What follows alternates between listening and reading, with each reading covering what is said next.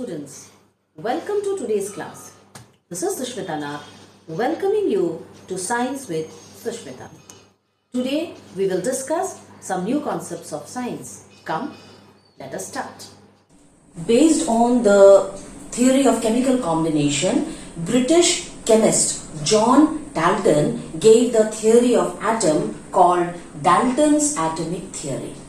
He said that he started from the belief that atoms are indivisible. So he said that number one, atoms are the smallest substance or the smallest identity of which every matter is made. Means we have studied that matter is made up of particles, and these particles are made up of atoms. So atoms are the smallest entity of any particle, and these are indivisible. This was the first postulate given by Dalton.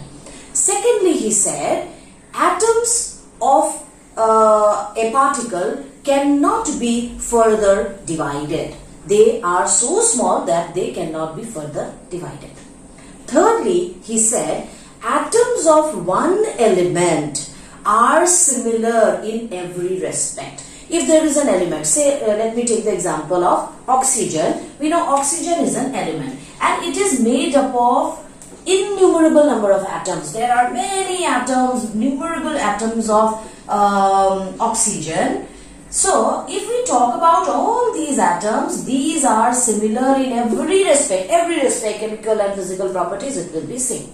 So atoms of an element are similar in every respect. Now say we take the atoms of carbon. If we compare the atoms of carbon with oxygen, say for example, I just take a different symbol. If these are the atoms of carbon, then these all will be similar. Among themselves they will be similar. But if we compare these with the atoms of oxygen, they will be different. So the fourth point was atoms of different elements differ from each other in every aspect. They are chemically and physically different from each other. The fifth point was atoms of one kind or of one element combined with atoms of another element or different kind in a fixed ratio, fixed whole number ratio. That means whenever a compound is formed, during the formation of compound, atoms of one kind of element, say we take the example of this only, if carbon and oxygen join together and they form carbon dioxide. So when they form carbon dioxide, atoms of carbon will combine with atoms of oxygen always in a fixed whole number ratio. The ratio of the atoms of elements during chemical combination is always fixed, constant. And lastly, he said the relative number and kind of atoms present in any compound is always fixed. So whenever a compound is formed, then how many atoms of a particular element will be there in that compound is always fixed. As we had taken the example of water and hydrogen peroxide in a previous context, if this is water and this is hydrogen peroxide, these two compounds are formed by combination of hydrogen and oxygen. But the number of atoms of these two elements is fixed in both the case. If it is water, it is always 2 atoms of hydrogen and 1 atom of oxygen. If it is hydrogen peroxide, it is always 2 atoms of hydrogen and 2 atoms of oxygen. So the last point of Dalton's atomic theory says that the relative number and kind, type of elements present in a compound is always fixed. It does not change. So we can summarize the Dalton's atomic theory like this.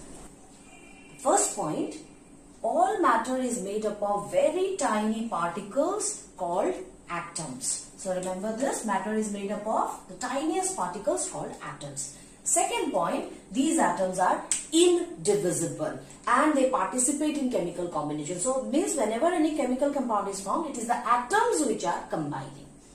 Third, atoms of a given element are similar in every respect. Every respect means its mass, its chemical property, everything. So atoms of a given element, of one particular element, is similar in every respect. And next is just opposite. The atoms of different elements differ in their properties. If the elements are different, the properties will be different from each other.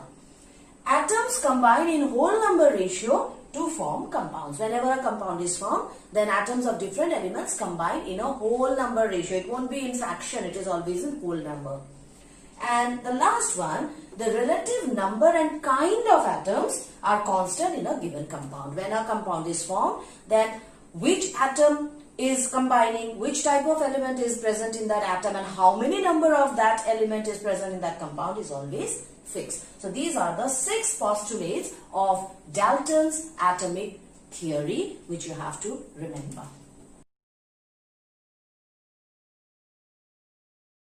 So students, I hope you have understood the topics that I have covered in this video.